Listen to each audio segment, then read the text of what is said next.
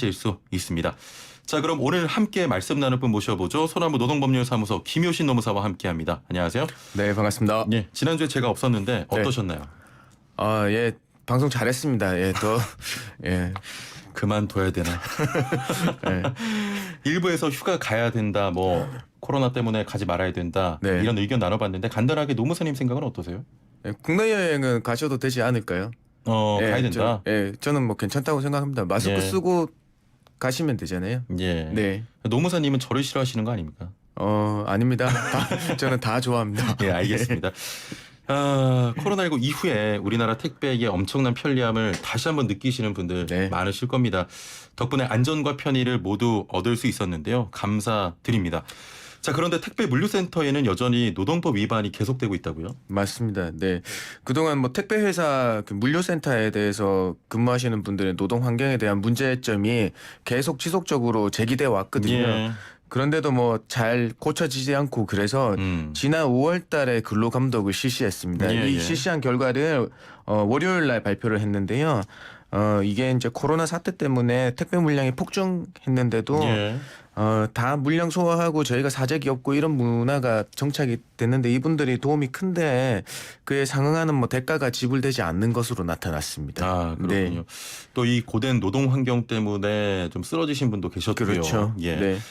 택배 회사 물류센터의 근로 감독은 처음 진행이 된 겁니까? 아닙니다. 뭐 2016년부터 시작해서 2년 단위로 2016년, 2018년, 2020년 이어서 이번에 세 번째거든요. 예. 16년에는 250개 소를 감독을 했는데 거기서 200개 소 정도에서 558건의 위반 사건이 발생했고요. 예. 18년에는 조금 작게 했습니다.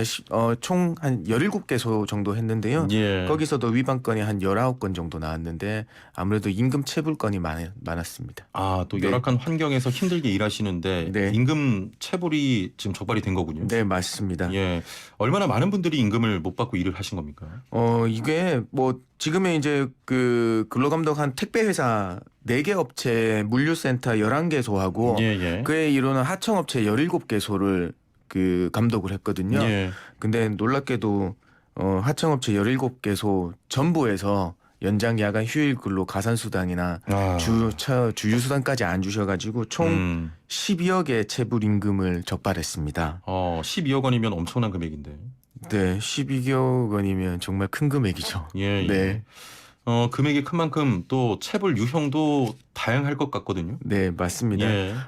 이제 우리 청취자분들도 잘 알고 계셔야 되는데 우리 노동은 항상 형식이 아니고 실질로 따지게 되거든요. 예. 이런 경우였습니다. 일용직 근로계약을 체결했다는 이유만으로 일주일 만근한 우리 근로자분들한테 주휴수당을 지급 안 하셨고요. 예. 그다음에 또 1개월 만근함에 하루의 연차 휴가가 생기는데 그것도 지급 안 하셨습니다. 더 중요한 거는 우리 현재까지 소규모 사업장이라도 법정 휴일은 5월 1일 근로자의 날은 예. 쉬더라도 유급으로 인정되는 유급 휴일이거든요. 근데 일하게 되면 휴일 근로 수당을 더 주셔야 됩니다. 그런데 근로자의 날 근로시키고 휴일 근로 수당을 지급하지 않았습니다. 예.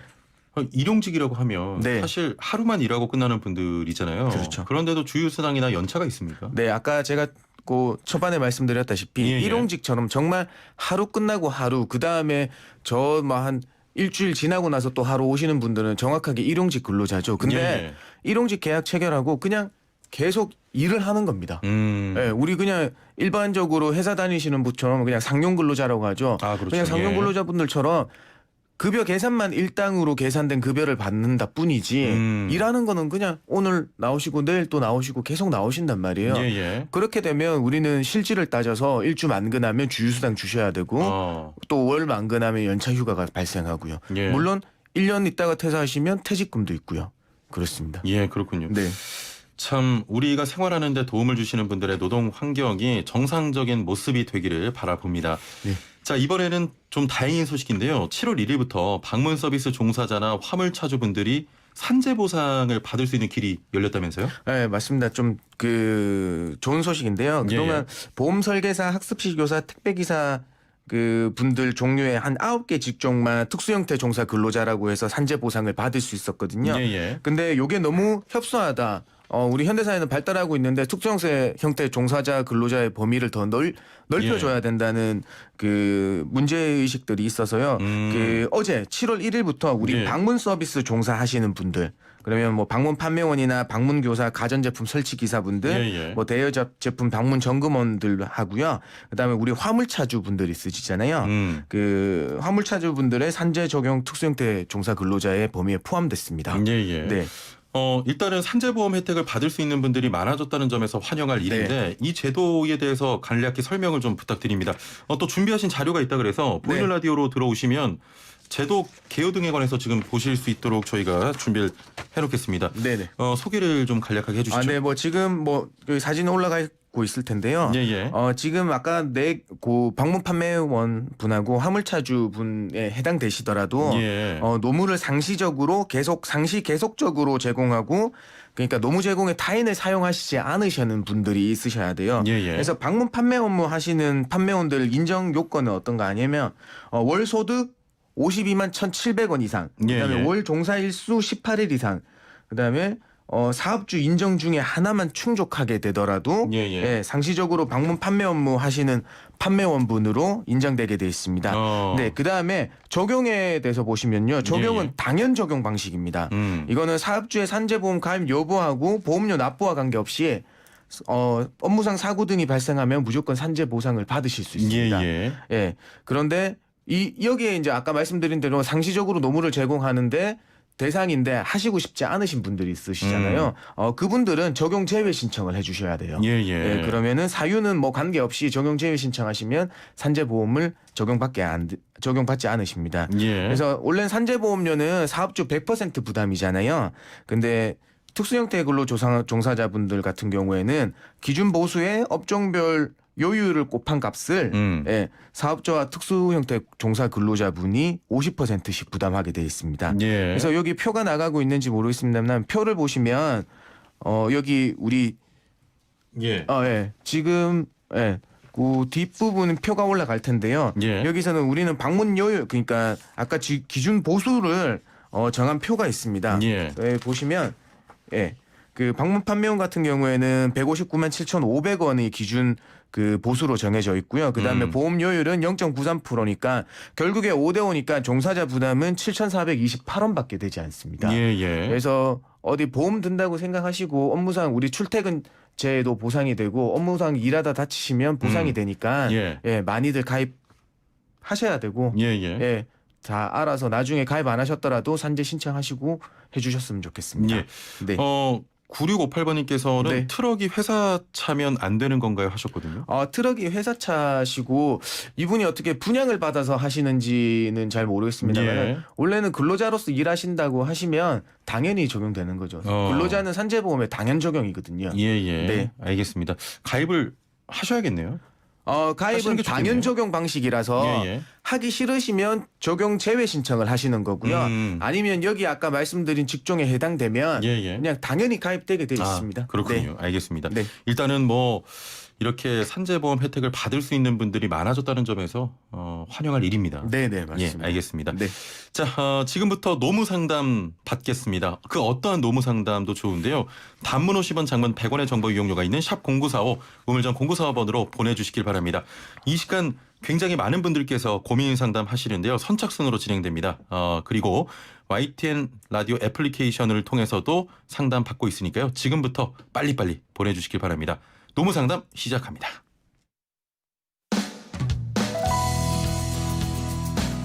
슬기로운 라디오 생활 2부에서는 건강, 세금, 자동차, 부동산, 노동 분쟁까지 생활 속 궁금증과 상식들을 속 시원하게 풀어보는 상담실이 마련됩니다.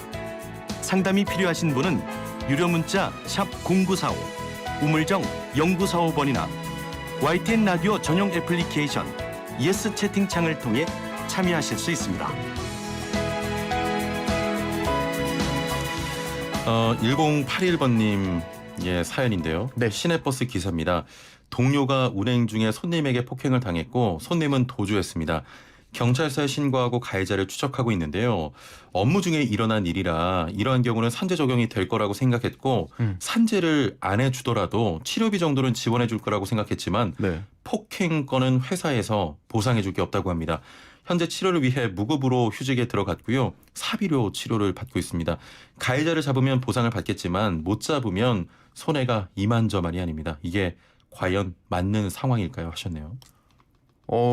지금 산재 신청이 왜 안 되신다고 하신지 모르겠지만 산재 승인은 회사에서 해주는 게 아닙니다. 예. 우리 지금 폭행을 당하셔서 무급으로 쉬시고 계시는 당사자분은 근로복지공단에 업무상 사고로 산재 신청을 하시면 저는 당연 승인이 날 거라고 생각합니다. 예. 그렇게 하셔서 산재 신청하시고 왜냐하면 산재 신청할 때 회사한테 꼭 해달라고 얘기하는 게 아니라 그냥 근로복지공단에 근로복지공단. 바로 신청을 하시면 되거든요. 예. 그래서 이건 조금 의아합니다. 왜냐면 아직 그 방법을 잘 모르셨던 것 네, 같은데 그런 것 같습니다. 예, 근로복지공단에 산재 신청하시면 돼요. 예, 충분히 받으실 수가 있겠습니다. 네, 맞습니다. 자, 5435번님. 네. 상가 번영회 임의단체 73세 청소하고 있습니다. 숙직하고 있고요. 8시에 출근해서 아침 8시 퇴근입니다. 퇴직금에 해당되는지요 하셨거든요.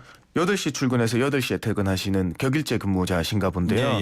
예. 당연히 퇴직금 됩니다. 예. 1인 이상 사업장이면 퇴직금은 당연 적용인 거니까요. 예. 이렇게 일하시고 격일로 일하시더라도 일주 15시간 이상은 무조건 일하시는 근로 형태거든요. 예. 그래서 퇴직금 받으실 수 있습니다. 예, 퇴직금 발생 요건을 다 충족하십니다. 1년 이상만 일하시면 되겠습니다. 네. 알겠습니다. 0821번님, 저는 커피숍 알바인데요. 1년 반 넘게 일하고 어제 공부하려고 퇴사하려는데 일주일에 15시간 일 안 했다고 퇴직금이 없다고 합니다. 사실일까요? 하셨네요.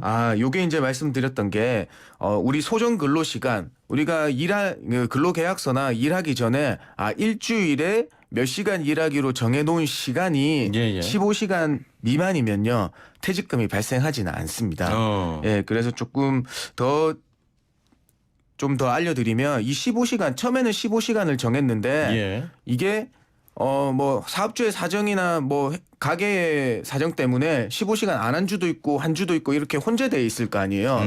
이런 경우에는 사업주의 기책 사유로 빨리 퇴근해서 15시간 안 한 거면 그냥 소정 근로 시간이 15시간 이상이라고 보고 퇴직금이 발생을 하고요. 이런 경우도 있을 수 있겠습니다. 15시간이 안 됐지만 일을 막 하다 보니까 계속 15시간이 넘는 거예요. 예. 이거는 계약서를 조금 첨예하고 실제하고 다르니까 15시간 이상 되면 또 퇴직금이 발생하는 경우가 있을 수 있고요. 예, 알겠습니다. 추가적인 사항까지도 말씀을 드렸습니다. 네. 6287번님, 냉동식품 식자재 납품일 하고 있습니다. 차량은 회사 차량이고 직원으로서 이제 딱 한 달 하고도 이틀이 됐는데요. 한 열흘 전쯤에 허리를 심하게 다쳤는데 그만두라고 할까봐 그리고 혹여나 회사 쪽에 불이익이 갈까봐 하는 마음에 진통제로 버티고 있습니다. 첫 달 급여를 4대보험 공제를 하지 않고 프리랜서로 처리하면 공제 금액이 적다고 해서 조금이라도 더 받을 생각에 그렇게 지급받았습니다. 혹시 산재 처리로 치료받을 수 있는 조건입니까? 하셨네요. 네. 일하시다가 허리 삐끗하셨으면 업무상 사고니까 당연히 받으실 수 있습니다. 그다음에 여기 프리랜서 처리하시고 산재보험에 안 가입 안 하셨다고 하시는데요.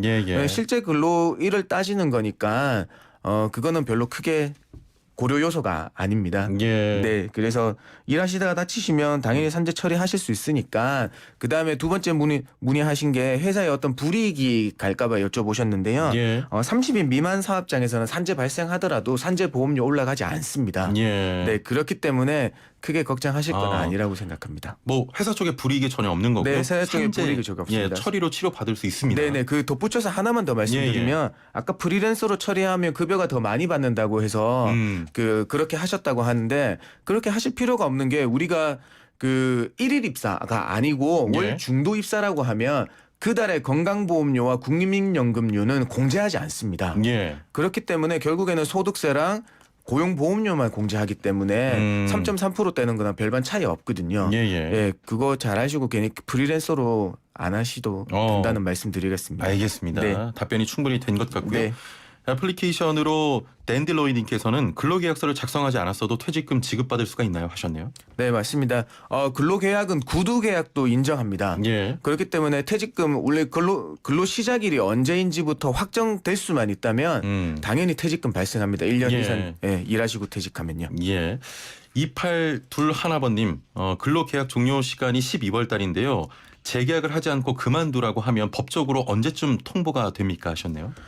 요거는 이제 기간제 근로자, 계약직 근로자신 것 같아요. 예, 예. 이거는 뭐 어떠한 통보가 없더라도 당연 종료 사유, 그러니까 그날 계약 만료일이 되면 당연 근로관계 종료가 되는데요. 예. 그래서 어떤 며칠 날 알려줘야 된다는 그런 규정은 없습니다. 네, 그냥 근로계약 만료일 날 당연 만료가 되니까 예. 통상적으로는 이제 회사에서는 그분 계약 갱신 안 할 거라고 생각하시면 또 이분도 다른 일자리 알아보셔야 되고 하니까 예, 예. 일반적으로는 30일 전에 30일 전에 알려주라고. 예, 왜냐하면 30일 전에. 뭐 해고를 하더라도 30일 전에 예고를 예, 예. 해야 되고 또 다른 직장 구하시려면 또 한 달 정도 여유를 주는 게 그렇습니다. 맞으니까 예. 요거는 법이 아니라 그냥 일반적으로 그렇게 도의적으로. 하고 있습니다. 예, 도의적으로. 네. 1971번님, 2015년에 청소 노동자 일을 시작해 작업하다가 왼 손가락 가운데 손가락이 절단 사고를 날 뻔했습니다. 급히 응급실로 응급조치 후에 봉합수술을 했지만 가운데 손가락 뼈가 가루가 돼서 겨우 봉합수술 마친 후 5년 뒤에도 후유증으로 고통이 심하고 그 당시 청소 용역회사가 산재 처리는 다음에 입찰이 힘들다며 완치할 때까지 쉬면서 최저임금 128만 원 4대 보험 제외하고 118만 원이고요. 3개월까지 받고 지금까지 최저임금 받고 청소 노동자로 일하고 있습니다. 시간이 지나도 산재 처리를 받을 수가 있을까요? 하셨네요. 예, 요거는 산재 사고 발생일로부터 소멸시효가 경과됐습니다. 네. 예, 3년의 소멸시효가 있는데요. 2015년이면 5년이 5년이 경과됐으니까 예, 정말 안타까운 경우에 해당되겠습니다. 왜냐하면 시효가 지났기 때문에. 예, 산재 신청을 하셨으면 그 예. 사고에 대한 보상하고 그 휴업하셨던 휴업수당이 나오고 장애를 입게 되시면 예. 예, 장애급여까지 받으실 수 있는데 그것 좀 놓치신 것 같네요. 좀 네. 안타깝습니다만 네, 시효가 지났습니다. 네. 3352번님, 저희 아들은 족삼기를 합니다. 매일 월부터 톡까지 5시간씩 일하는데요. 특별수당 없고 매주 일요일 휴무라고 했는데 한 달에 5주 들어있는 일요일은 근무해야 된다고 합니다. 이게 맞는 겁니까? 하셨네요. 예, 요거는 뭐 평균 개념을 잡지 않고 그냥 그 월에 예. 그냥 주수로만 잡으신 것 같아요.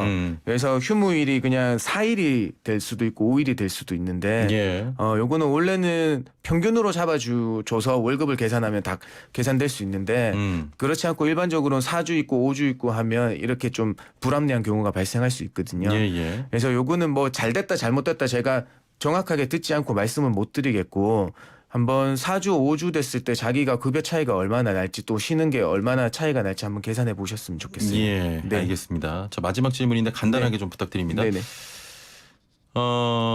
2019년도에 지금처럼 4대 보험료 내고 있습니다. 지로용지가 왔는데요. 2019년도 국가에서 지원금 지원해준다는 용지인데 19년도에도 지금도 같은 돈 내고 있습니다. 회사에 지로 영수증 가지고 가서 해달라고 해야 됩니까? 하셨네요. 네, 맞습니다. 왜냐하면 두루누리 사회보험을 지원받고 계시는 것 같아요. 예, 예. 왜냐하면 국민연금 같은 경우에는 지원받으면 회사뿐만 아니라 근로자분도 근로자와 회사가 다 지원율에 의해서 지원받게 되거든요. 예, 예. 그걸 지원 받았음에도 그것만큼 그 공제 금액에 반영하지 않고 그대로 했으니까 예, 예. 받으셔야 될 부분이 있습니다. 회사한테 예. 얘기해서 반영 받으시면 되겠습니다. 회사에 이야기해서 네네. 꼭 받으시길 바라고요. 네, 맞습니다.